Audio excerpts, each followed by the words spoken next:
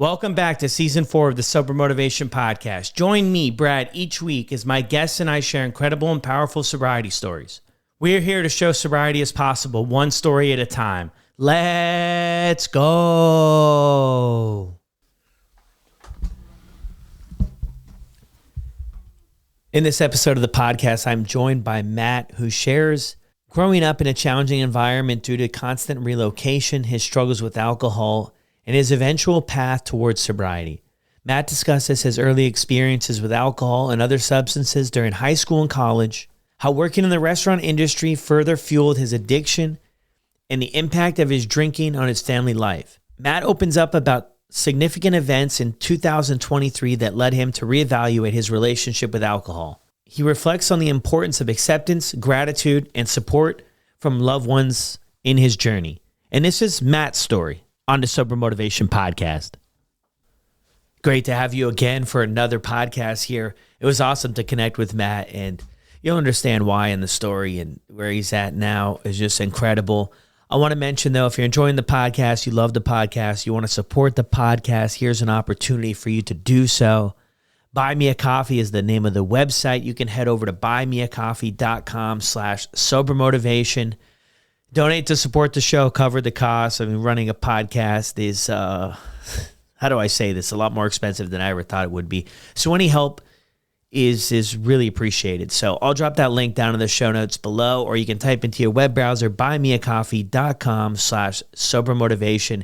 You can sign up for monthly memberships as well to continue contributing to the show as we continue to bring you more episodes and connect with people who are listeners of the show, fans of the show, and some other people that hopefully you guys are enjoying sharing their stories on the podcast. So let's get right into Matt's episode. Thank you again for all the support. A lot more episodes to come. Welcome back to another episode of the Sober Motivation Podcast. Today we've got Matt with us. Matt, how are you? I'm doing great, Brad. How are you, sir? I'm good, man, other than we're down 3-0 in the conference finals. But other than that, things are good. Yeah, tough week to be a Hurricanes fan. So true. So what were things like for you growing up? Pretty good for the most part. Have my mom and dad. I have an older half brother who's 8 years older than me. He's been with me since day one, so I don't really look at it that way. But I guess by technical definition, that's the way it is. But it was good. My dad worked like in corporate America, kind of like in the food service industry. So that led to a lot of relocation growing up, which was challenging. By the time I was 12, I lived in 5 different places. So every couple of years, it seemed like we'd get settled and pick up and move, which was difficult to adjust to. But I landed in southeastern North Carolina in 93. My father opened up a business, and kind of been here off and on ever since, but finished out high school in 2000, went off to college, and that was kind of my first taste of independence. And the school I went to was kind of known as a party school, and I definitely wasn't trying to go to college just to study, but that's kind of like where my kind of journey with addiction, I guess you would say, started kind of late high school, early college. So yeah, well, and you've listened to you said in the email you sent, you've listened to the show, right? So you know that this is a slippery slope for some. When you were moving, where were you born? So I was born in Charlotte, North Carolina. Okay. I was there for about 5 years, and then we went out to the Midwest, to Kansas for 3 years. I was in Georgia for 1 year after that, South Carolina for 3 years after that, and I ended up in southeastern North Carolina in 93. So what sort of challenges as you go through that, were you facing? You know, I mean, I'm just picturing here too, because I made a big move all the way from Canada down to Texas. And to kind of get back into the flow and meet people, it's difficult. What was it like for you? It was tough just because every time that you felt like that you had settled somewhere and you kind of built a good network of friends, my dad would sit us down and tell us that, we were relocating, and it was tough, especially when I got to North Carolina, or back to North Carolina in 93. I was going into 7th grade, and, we moved in the summer, and I absolutely hated it here because I didn't know anyone.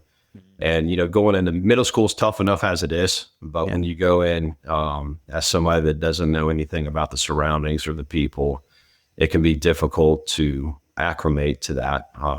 So that was a challenging time for sure. Yeah. Did you talk with anybody about that, or more of a internalizing it? Yeah, and I think that's been my struggle for a long time. And something that I've had to be mindful of is just not bottling it all up. Yeah. And, I started to bottle up, especially around like the teenage years.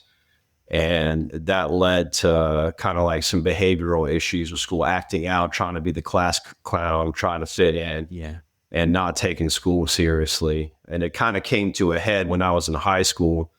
My freshman year, I wasn't really making good choices. I didn't give a crap about school. And my dad actually wanted to send me to military school. And we went toward the facility. And I remember thinking to myself, man, my world is about to end. But luckily, my mom sort of bailed me out and got me into a private school here in Wilmington, which sort of allowed me to realign my focus on what's important. But it definitely helped me out, because if I had stayed in an environment at the public high school, I would have been probably dropping out or flunking out for sure, because school was not on my priority list at that time. Yeah. So it was already, that I'm with you on that, man. I was, had a hard time following the rules Yeah. in high school, man. It was a challenge. And I think, I relate to you in that sense too, about not sharing anything with anybody, not even really knowing how to. I think people look back and they're like, well, why didn't you talk with us? Why didn't you tell us? It's like, I didn't know like that world, if that makes any sense, how Yeah. to share emotion with people, how to identify what emotion I was feeling, or if things were going to change, or if I was just going to be in more trouble. Like, I mean, it was just, I kind of felt trapped, man. Like, I didn't feel like there was really a way out of all these things that weren't working for me. Yeah.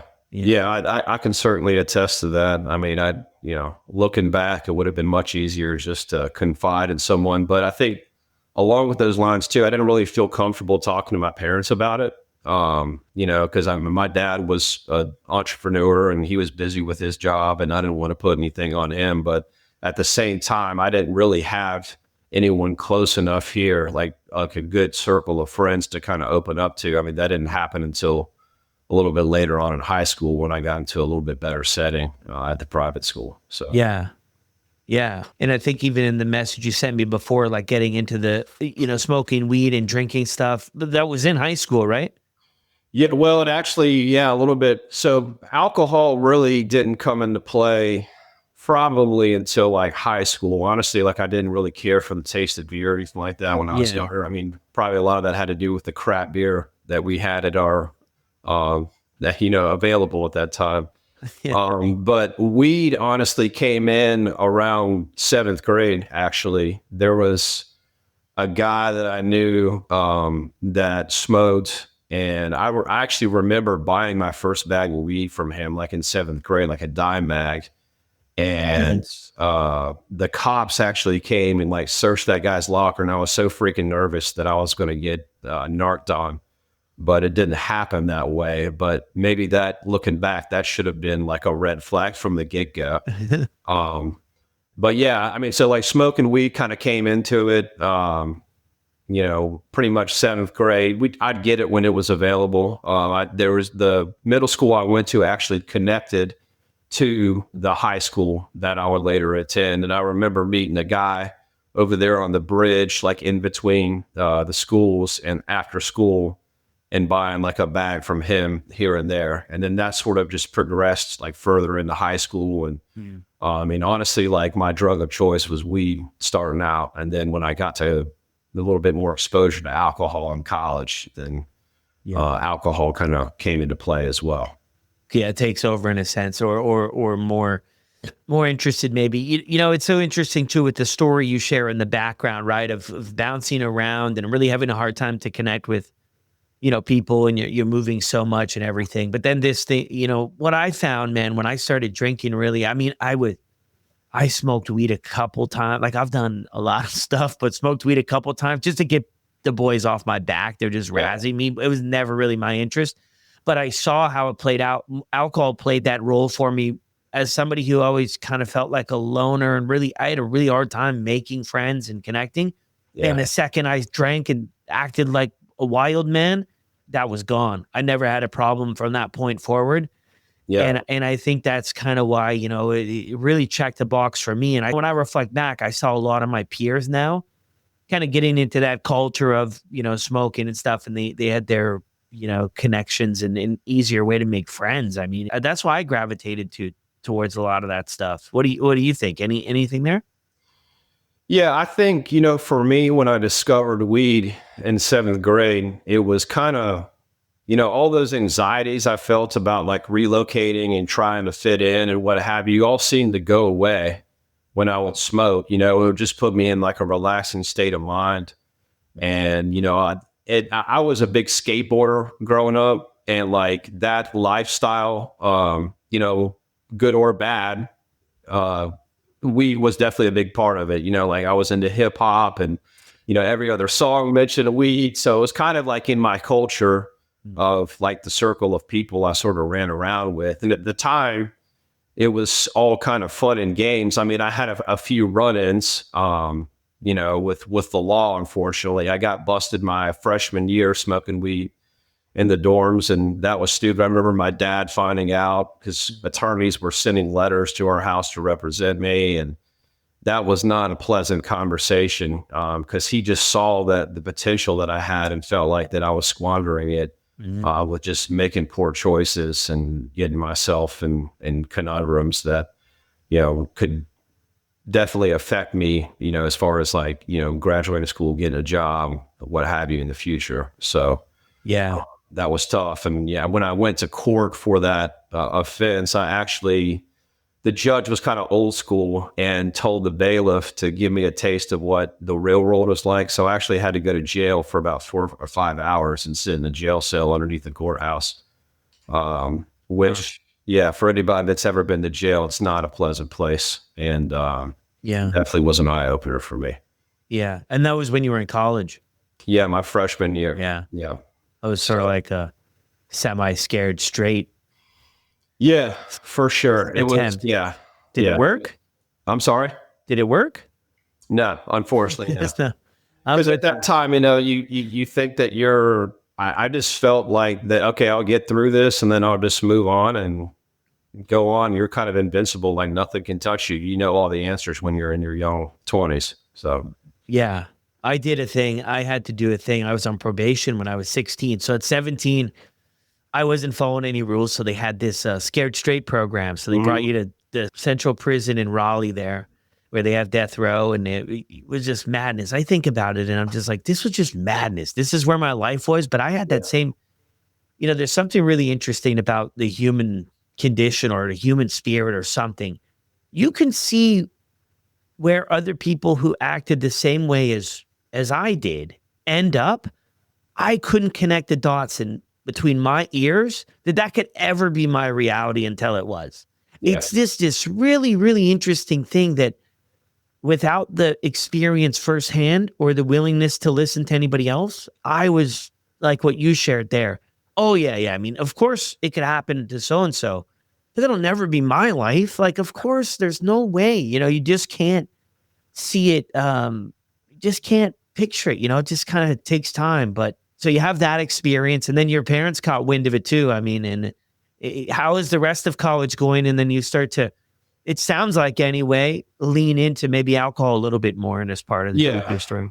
So college was good. I mean, I think one thing that was helpful for me was when I went to the private school, it prepared me for college. It's like you had to work and then play. So I had that mindset. So my grades and everything like that were fine. I was working as well. But, when I would get home or whatever, it was mostly smoking. But as I started to get towards legal age at 21, I remember I got a fake ID from a guy I knew that looked kind of like me. And that's when I started going to bars and everything like that. And then, I got done with school.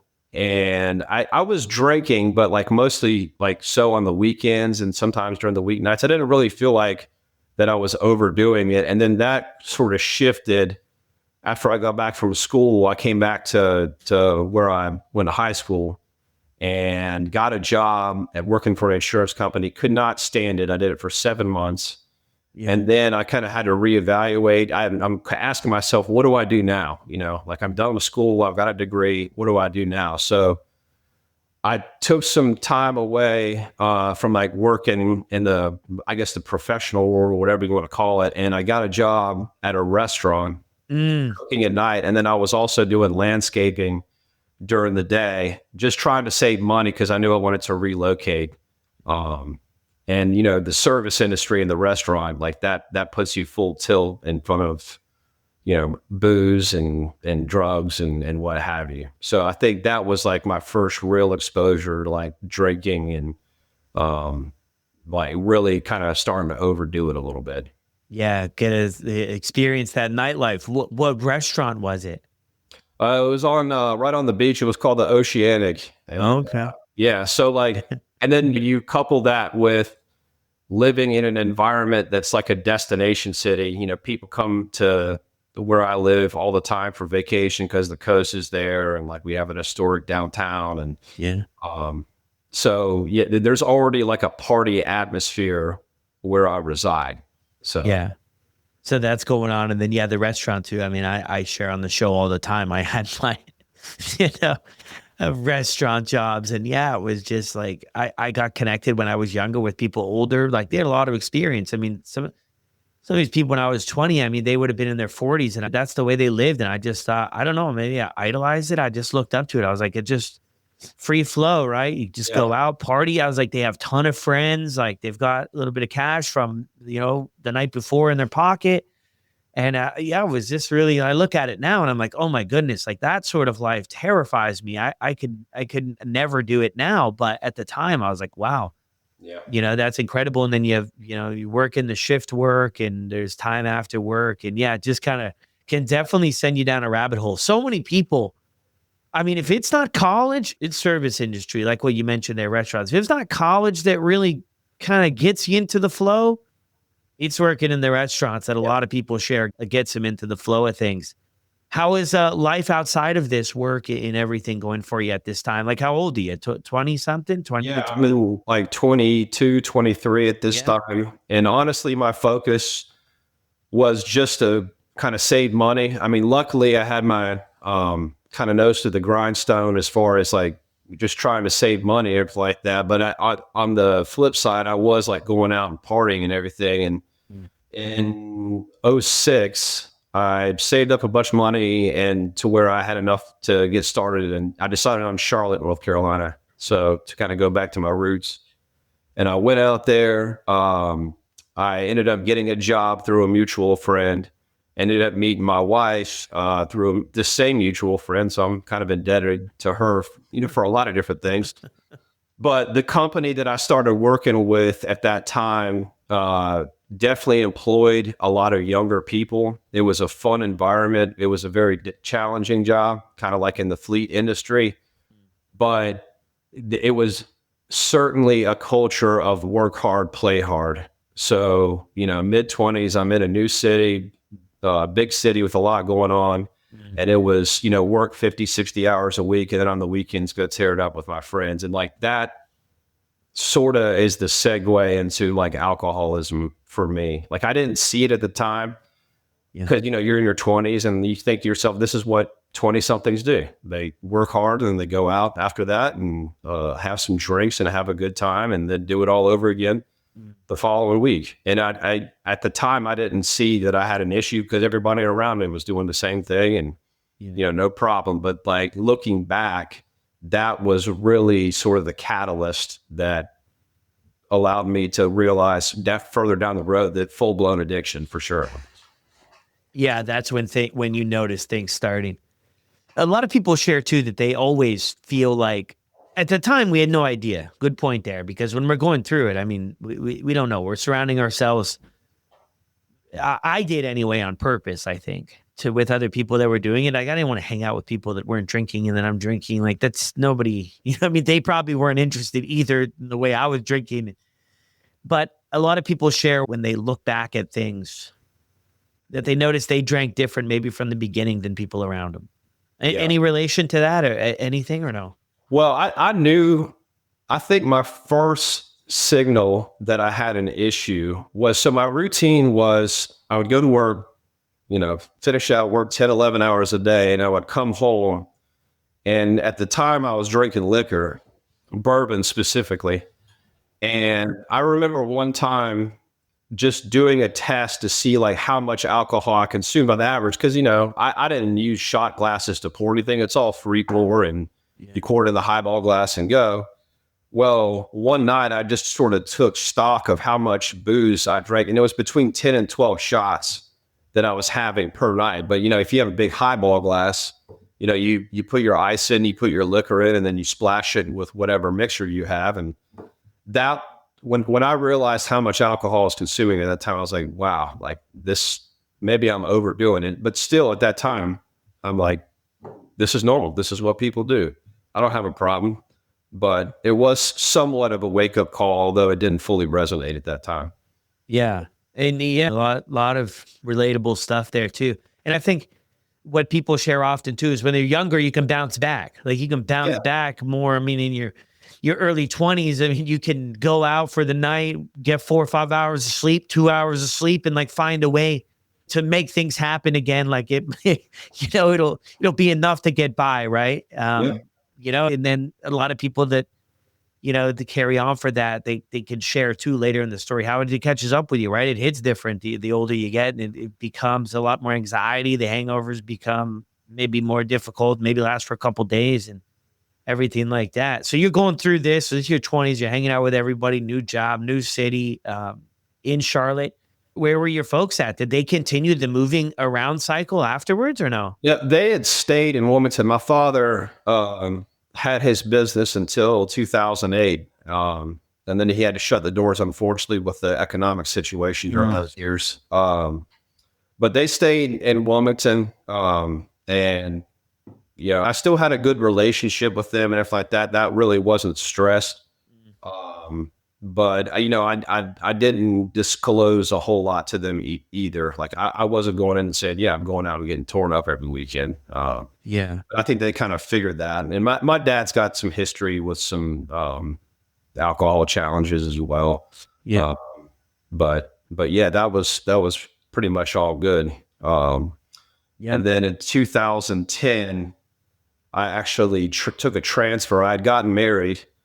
Took a transfer back to Wilmington with the employer I had at the time. And again, still working hard, and the drinking was still there. I didn't have kids at the time. And then in 2014, my oldest daughter was born. And, I was still drinking and everything like that, kind of hitting it on the weekends. And then in 2017, my wife was pregnant with our second daughter. And we found out through the physician, because we had some pregnancy challenges, that my youngest daughter would have Down syndrome. And I think that any parent that has a child that has special needs can attest that it's 8 million questions that go on in your mind when you get that news. But it was tough for me to like process that, because I'm just trying to figure out, is my daughter going to be accepted? What sort of health challenges are she going to have? And that, unfortunately, drinking at the time was a way to try to deal with that. And it's certainly not a healthy way to deal with it, but that's all I knew. So, yeah. And that's kind of the thing too. I think the longer that we keep alcohol in our life too, it's when things come up in life that just becomes the way that's what we throw at everything. Right. Yeah. It's not like we're forcing and I'm in line with this 110%. I never was forced to actually find healthy ways to deal with stuff, because I was like, good day, drink, bad day, drink, this drink every day. For me anyway, at the end, it's just the way it was. I didn't know any other like ways to work through how to deal with difficult situations, stress, overwhelm, unknown. So 2014 is when you first become a father. Yep. And what was that experience like for you?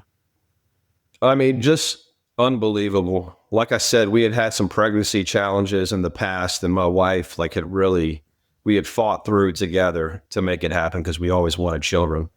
But the birth of my oldest daughter was certainly one of the most rewarding experiences. And I think in a way it was sort of allowed me to think outside of myself, and really see just how beautiful of a moment this was. And I'm forever grateful to have beautiful kids that are just wonderful. But I think that little did I know that it would have provided the motivation for me to start to reevaluate how I was approaching life and what I was doing, and Yeah. just to reevaluate the decisions that I had made, especially from an addiction standpoint. So, Yeah. but Yeah, no, makes sense. I mean, I think once, kids come into the picture, it's like that, I mean, you got somebody else out there relying on us, yeah. and definitely for me, man, can make us question, some things, right? What was you drinking like, man? Was it just on weekends or was it creeping to during the week or no? So at that time, yeah, it was during the week. But weekends were certainly, full throttle. I was drinking, my drink of choice was at vodka at that time. Yeah. I can remember going to the liquor store down the road, and I call this inventorying because it's something that I've sort of re-examined. Hmm. But I always had to check when I went to the house. I wasn't going out so much. It was more so just, go to the house and pour some drinks after work. But I can remember specifically on like Thursdays or Fridays, I had to take stock of what I had available to me Yeah. to make sure that I had adequate liquor to get through the weekend. And if I had to stop during the day at the liquor store, then that's what I had to do. But I did that for a while, and then I quit drinking liquor probably in my late 30s, just because it was getting to be too much. I mean, I realized that Mm. I was definitely overdoing it, but again, I didn't see the clear picture, and I just sort of transferred the liquor from going to either beer or like the seltzers or whatever that they have now, which Yeah. it was just a substitute, really. So what's the Just difference between 6 shots or 12 beers? Not much.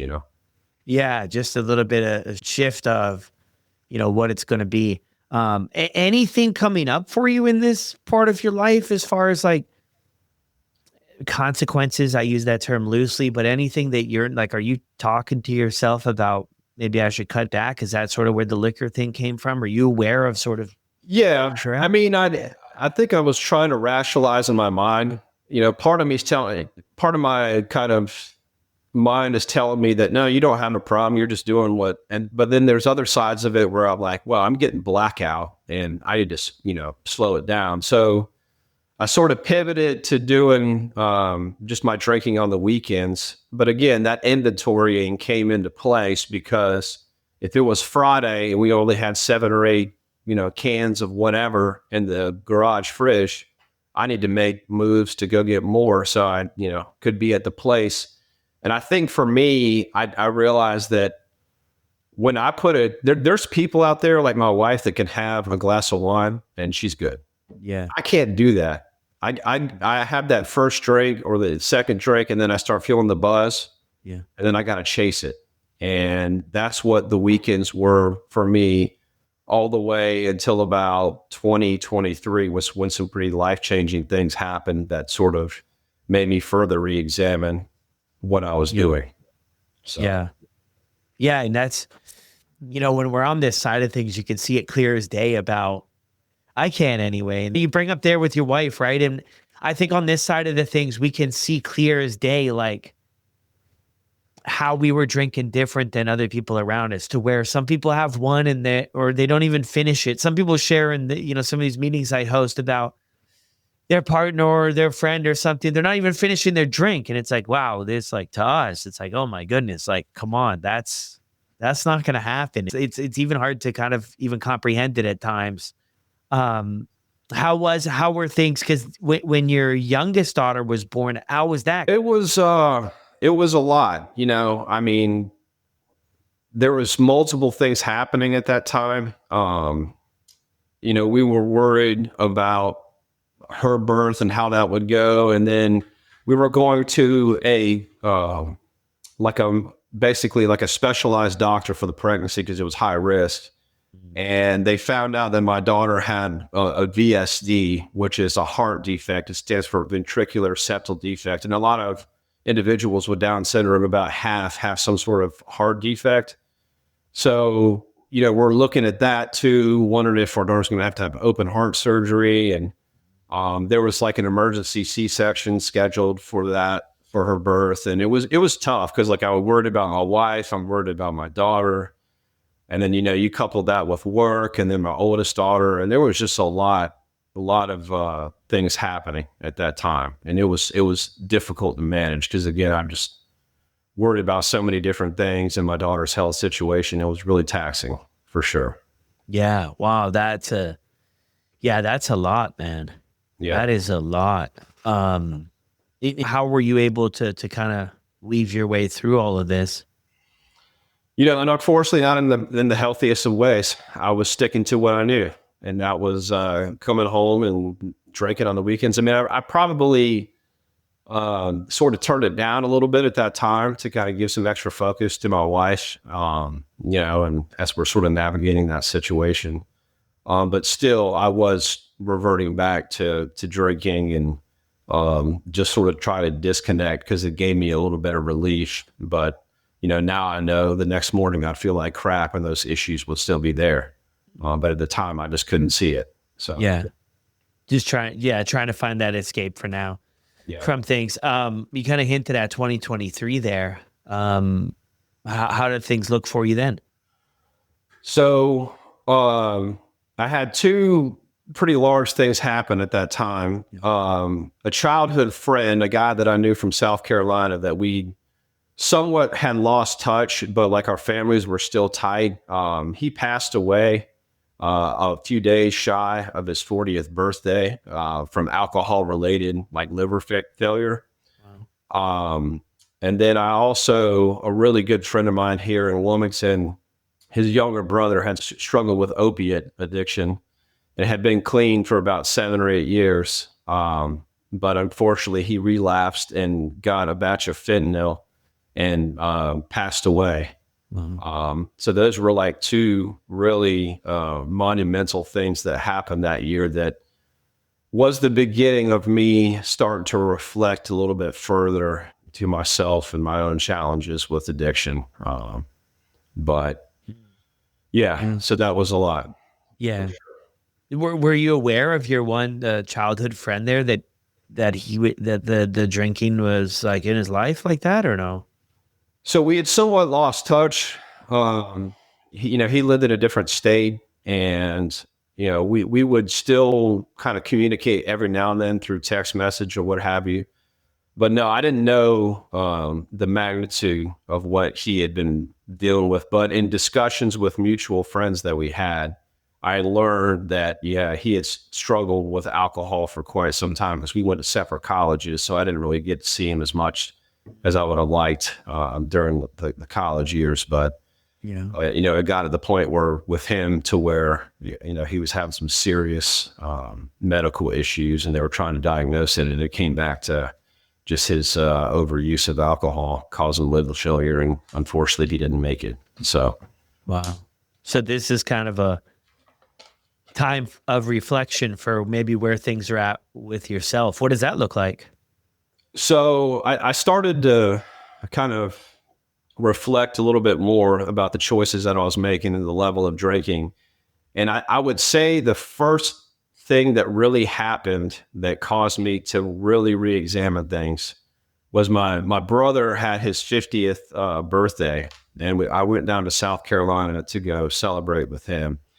And my parents were down there as well. And we were actually staying with the parents of my friend that had passed away from alcoholism because they lived in the same town. But long story short, we go out. I had been pre-gaming it as well. I'd probably had 5 or 6 drinks before we went to dinner. I had several mixed drinks at dinner.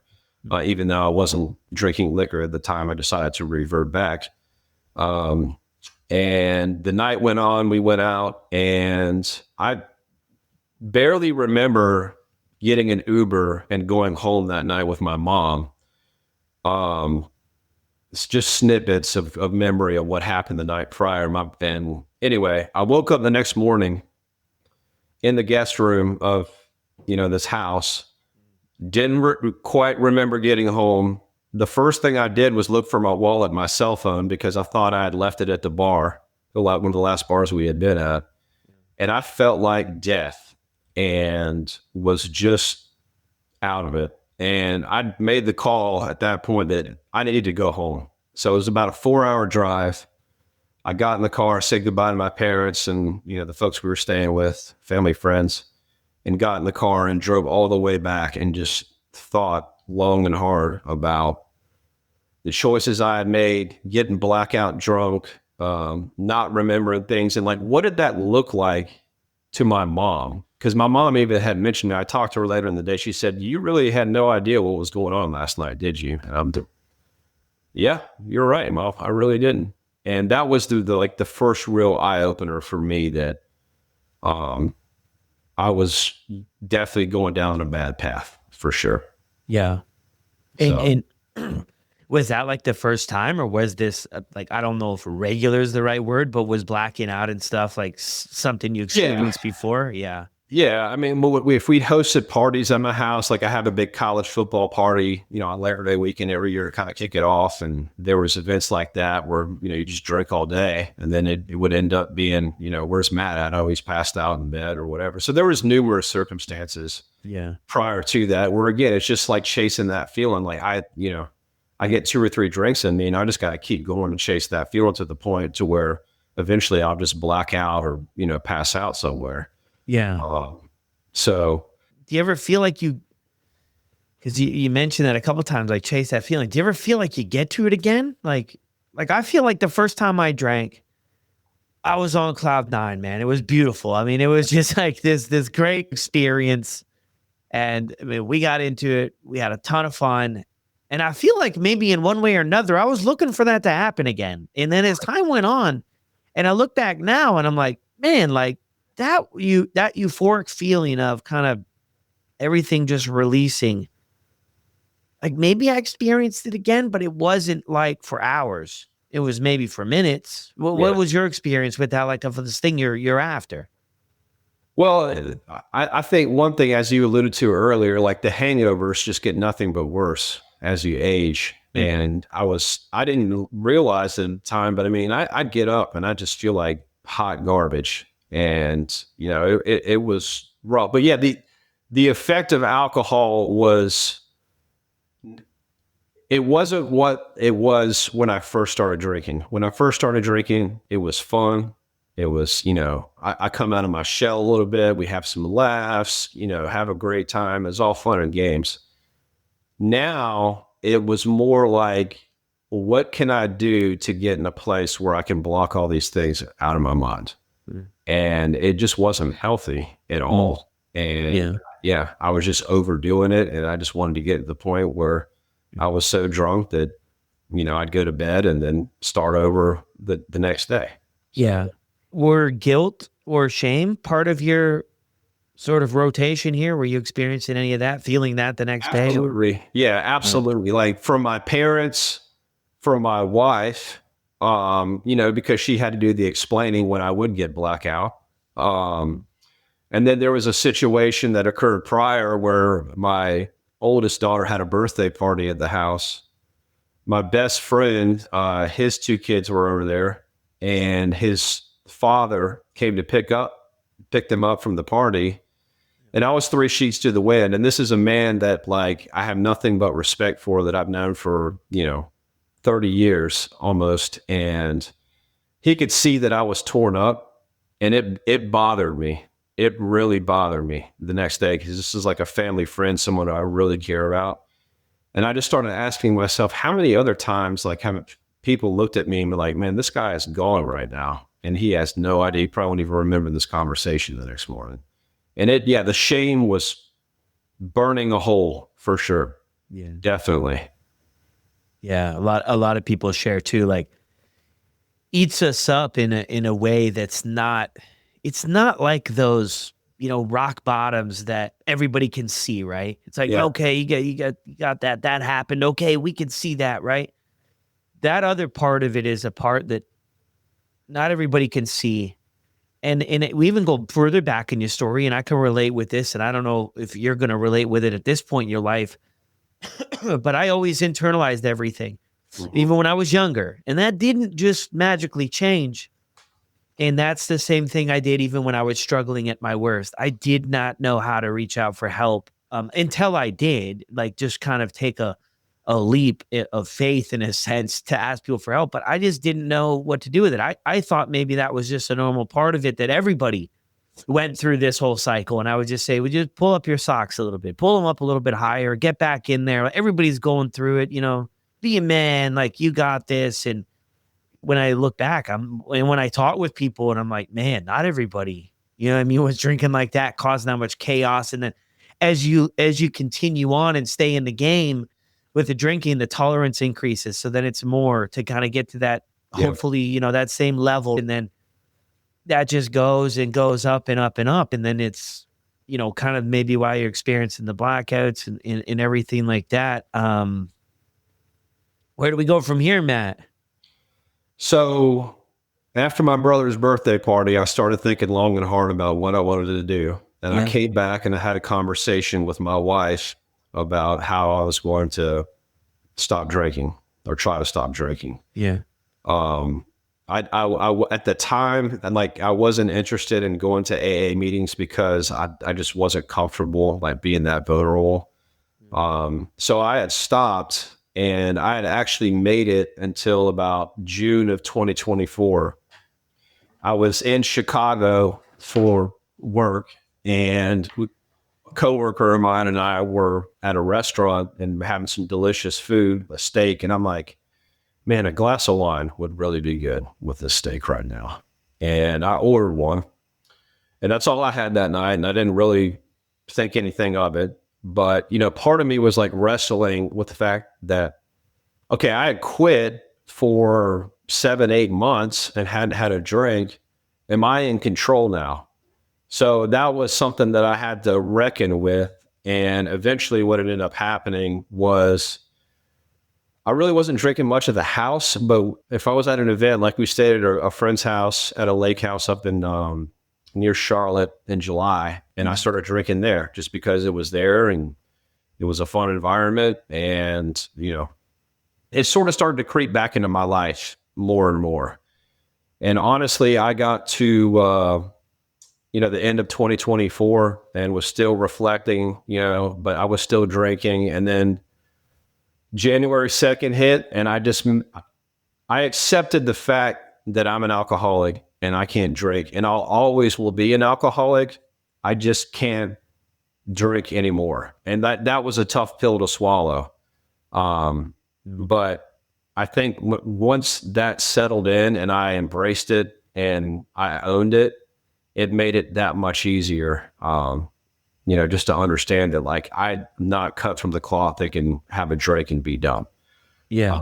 So I don't need it at all. And here we are almost 5 months later. And I haven't had a drink and I feel absolutely amazing. Yeah. A lot of freedom on this side of things. Was there anything specific that prompted you for January 2 to get to that spot? Because you've listened to the podcast, right? Because you said, yeah, I listened to all the podcasts, you hear on the story, right? Decades of struggle. But we know when we look back, hey, there was a problem here, maybe many moons ago. But sometimes it takes whatever it takes to get to that spot, to be honest with ourselves, to say, you know what? The next drink's not going to be any different. I'm always going to end up in the same place or maybe a worse off place. Was there anything that sort of prompted you to that level of acceptance and honesty with yourself? I think, first I had to acknowledge myself that I had an issue and to fully embrace that issue, not to BS it or sugarcoat it like I had done in the past. So that was step one. Yeah. And I think step two was being grateful and learning gratitude for everything positive that I had. I had a wonderful wife, I still have a wonderful wife that never badgered me or belittled me or made me feel bad about it. She was always supportive. And when I told her that I was going to try to stop drinking, she was 100% on board and said, whatever I can do to help, I'm here. So that, and then like the motivations of my daughters as well. Like my role is to protect them and teach them and just give them the best version of myself. And I didn't do that for a long time. And I still struggle with it, that I wasn't quite present. But those motivators right there, my big rocks, um, is really sort of what allowed me to focus on myself and accept everything and just try to present the best version of myself to people. Yeah, I love that. And it's about accepting where we're at and then being willing to make the change. But also too, like I kind of refer to some of those things as our why. You know, what's our why for doing what we're doing, right? Because things are going to be hard and we're going to need some anchors along the way. And, you know, and for being present and, you know, with 5 months too, it's incredible, incredible start to things too. And you'll work through a lot of that other stuff kind of as you go, you know what I mean? Like I mentioned with a lot of people too, it's, you know, sometimes we can be in a hurry, right? To resolve everything and to figure it all out. But I think it's always good to zoom out a little bit and realize that, you know, we didn't get here overnight and it's going to take a little bit of time to get to where we're going, which is all part of it. Do you feel anything different from this 5 months than before when you had that streak? I do. I think, you know, before I was wrestling with like, do I really have a problem? You know, because I had been clean for 7 or 8 months. Yeah. And I was wrestling with that back and forth, like, do I have a problem or do I not? And then finally accepting that I did have a problem and I still do have a problem. I always have a problem. It's just a matter of how I manage it on a day-to-day basis. And you talk about being vulnerable and open it up and not bottling up things, which is something I've always struggled with. I did start going to a therapist about 2 years ago. Yeah. And she's been instrumental in like helping me and like talk through these feelings and the shame and the guilt and just making the journey my own and allowing me to just really re-examine things and come to peace with myself, you know, which is always a work in progress, but having that outside resources has been definitely most helpful. So Yeah, somebody to talk with and you know, learn those skills too, man. Like maybe that we didn't really lean into growing up, you know, yeah. didn't really feel comfortable to. And being vulnerable, I think is a good part, really important part of the journey, especially with our loved ones close to home. And for you jumping on here, I mean, what the heck? Like that's vulnerability in a massive scale, man. Yeah. Yeah. Right? Yeah. I was a little nervous about coming on, man. I got to be honest, Brad, like, you know, I had like some second thoughts. Like, am I really ready for this to open up to the world out there? You know, because it's a lot of personal information, but I felt like it was my duty just in the sense that this platform has been so helpful for me because I listen to your podcast and I listen to other people's stories. Mhm. And, you know, alcoholism is something that there's a lot of stereotypes out there. Mm. And, you know, you listen to your guests and it hits everyone, you know, not to the certain same extent, but I found a lot of just hope in listening to, you know, other folks' stories out there. It's really inspired me to do better and to focus on me and my journey. So, Yeah. Yeah. And it's so true, man. There's a lot of stigma. There's a lot of what it should look like. There's a lot of what we see in the movies. There's a lot of this, but I mean, it's a lot of people struggling with alcohol are hiding in plain sight, you know, just like we once were, man. I mean, yeah, there was a time where everybody thought it was normal, but when I was going to the fridge, they thought I was getting one, I was getting three. yeah, They didn't know. Like, I mean, I was even probably fooled myself for some time too and thought, I was like, yeah, everybody's doing that. Nobody else was doing that, Brad. You know, and I think breaking down those walls and those barriers within ourselves too, and also accepting our stories and our journeys for where they are. You know, like it doesn't have to get this bad. It doesn't have to look like that. We can make a decision at any time to turn this around. I heard one of the wildest things that I probably ever heard in my life the other day about the longer you ride the train, the more expensive it is to get home. And I didn't and I related that to this journey because not that it's going to cost us money necessarily to get sober, but that it's going to require effort and work. And the longer we ride the train, maybe the more effort and work that we have to put into it type deal. So what I took away from the second part of that is like, if we have an opportunity to get off, like closer to our stop, let's take it. Because this thing doesn't get better, man. You've heard the stories. Yeah. It doesn't get better. The other thing you shared that stood out with me is that you're having second thoughts. And dude, I have second thoughts every day about what I'm doing. Every single day as my kids grow up and everything is out there. And, I'm just like, I have second thoughts, but just do it anyway. Sometimes it's scary, but one of my earliest mentors always told me that it might never be the right timing or ready or feel comfortable, but you got to start anyway. You got to just get after it. And it's always kind of stuck with me, with sobriety and with other things in my life, that usually the more uncomfortable I am, the more potential for more growth in my life. Loved having you, Matt. Yeah. Thank you so much, Brad. It's been great. And, I'll tell anybody out there that, everyone's journey is their own. There's no wrong answer. We all want to get there. Some take longer than others, but, own it. Give people that you care about the best version of yourself, because, that's important to you and the people around you, and just be grateful. And I'm grateful for every day that I have with my family, my friends, my daughters. And it's been life-changing for me. And, I'm just so grateful for it. Yeah, man. And that's beautiful. Was gratitude at the forefront of your life prior to this? No. I was more the glass is half empty guy.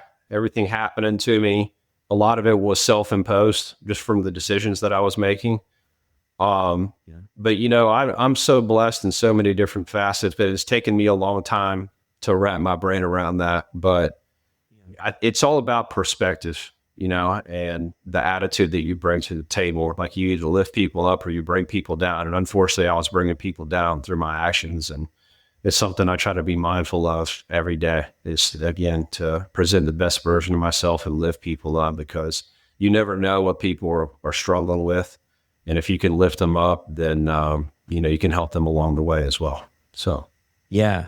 Well, that's so important too. Yeah. I mean, because we look at our own stories. I mean, we were struggling, and who knew, right? We just kept it so quiet. So in interaction with others, just being mindful of how good things can possibly look on the outside and how much of a struggle and internal battle can be going on. What is your wife, think about everything? I mean, you mentioned there too, supportive, and you got good feedback, but I mean, is there anything else to that side of things? She still drinks at the house, but she's never had an issue. Again, she's the one that has 2 or 3 glasses of, wine here and there, which I could never do that. But, she goes out of her way to ask me, like, if, we don't want alcohol in the house anymore. And I think that it's important for it to be there, because it's a good control for me that, alcohol is going to be around everywhere, where I'm going to a wedding, a restaurant, whatever. But no, she's been my rock. She's just been so helpful and supportive and never judgy. And I put her in some pretty precarious positions sometimes through my drinking. And I'm just grateful that she stuck by me and, had my back the whole way. And I'm forever indebted to her. So, yeah, beautiful. And it's interesting too, you mentioned that, like, there's an expression that goes around that alcohol wasn't my problem. It was my solution to a problem, or something else, right, going on. I mean, I use the word problem loosely, as it could, go in a bunch of directions. It is so interesting, because I look at my life now, and some people are like, well, is it uncomfortable to be around alcohol and blah, blah, blah, blah, all this stuff. And I'm like, no, in my life today, no, because that was never my problem. My problem is what I see in the mirror. I got to a spot in my life where I hated what I saw in the mirror, and I didn't recognize who I had become. And that's where I had to make the internal changes and the growth. Like, if it wasn't alcohol, it was something else. If it wasn't something else, it was something else. I was just interested in getting outside of myself. yeah. And I used these vehicles, substances of different categories at different places in my life to get outside of myself. But once I started to do the work on the inside, like what you mentioned, me with the therapist, and getting vulnerable and being honest and accepting, this is my life, and going through all of these processes, it's not bothersome, Yeah. It's great. It's great. I mean, just the amount of internal reflection I've had over the last 2 years, and for being in a clear mind too. Before, but the mind was kind of cloudy and fuzzy, and I was doing myself a disservice. But now, when you don't have that hanging on you, it's much easier to have that internal reflection and realize where you're falling short and work to improve every day. Yeah, every day. Have you surprised yourself at all, Matt? I know a lot of people share too. Living a life without alcohol seems so far to reach. I mean, almost some people share maybe even impossible to even comprehend or think about. I mean, have you surprised yourself with where you're at or no? I think sometimes I think back and I'm like, wow, this is amazing that I've pulled it off. But I think just understanding that addiction will always be part of my life. And it's always something that I want to have to overcome. And then you just understanding the like genetic component too. Alcoholism has been in my, dad's side of the family for a long time. And, I'm predisposed to it and it's okay. Like I just need to refrain and I'm good. But, I just take each day as it comes and just do the best I can because I've flip-flopped several times. Yeah. But and it just feels a lot better this go round because like I've accepted and I've grasped those things that I struggled with for so long. So yeah. Well, thank you so much, Matt. Anything to send back out there to anybody on their journey? Yeah, just take it one day at a time. It's something that's not easy, and I think even someone that's taking their first look at this podcast is a step in the right direction. It's the little things to start out and have that internal reflection. And then that builds momentum. And then the next thing you know, it's been 5 months and you hadn't had anything to drink. So just believe you can do it. And yeah, one day at a time is the best thing that I can tell people. Yeah. Love that, man. Well, thanks again. Thank you, Brad. I really appreciate you having me on, sir. There it is, another episode here on the podcast. Huge shout out to Matt. I'll drop his Instagram contact information down in the show notes below. Send him over a note. Let him know thank you. Vulnerability is something he's working on, and I think reaching out and sharing his story here on the podcast is a step in the right direction. So definitely 2 thumbs up for that. Matt, great job. Incredible job sharing your story, and I think very relatable for a lot of people out there. So great job on 5+ months. And I'll see you on the next one.